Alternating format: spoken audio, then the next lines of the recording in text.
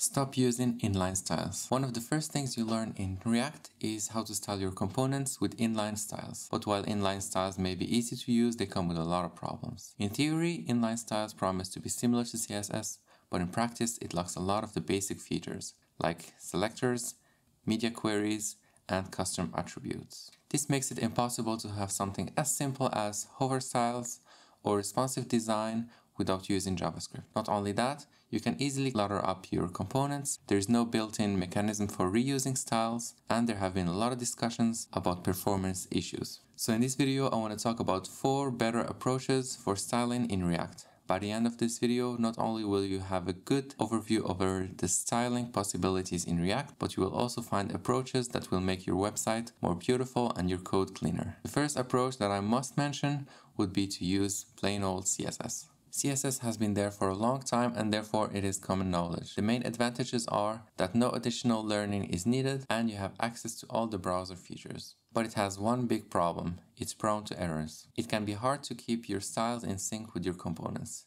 You have to manually check that the nesting and class names defined inside your CSS files match the JSX every time you make a change. This brings us to the second approach, and that is using CSS modules. With CSS modules, you define your styles inside the .module.css file next to your component. Then you can import the classes by name and apply them to your component. Not only do you have all the advantages of plain old CSS, there's also compile time checking, meaning if you try to import a non-existing class, you will get an error. CSS modules also help you avoid having a huge CSS file for the whole application, hence its name CSS modules. But what if you want to conditionally apply styles or have a consistent design system throughout the application? This is where styled components really shine. Styled components is a library that lets you write actual CSS inside your JavaScript. This means that you can use all the features of CSS, including media queries, pseudo selectors, and nesting. The usage is super simple.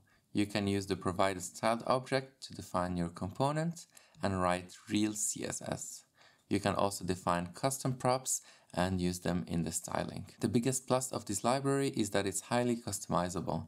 You can define your own theme with pixel perfect sizes, breakpoints, and colors, and use them throughout your components. This makes it the perfect choice if you have a design system from a UI designer that you want to implement. And with the strong ecosystem around it, the possibilities are just endless. But what if you don't want to build everything from scratch? What if you want a beautiful UI to start with that is still customizable? Then you should look no further than Tailwind CSS. Tailwind has gained a lot of traction in the last years. Personally, it's one of the first packages that I install in my new projects. Some may even consider it a de facto standard. While most people either love it or hate it, there is a reason it got so popular. So what is Tailwind? Tailwind is simply a collection of predefined classes that you can use in your components.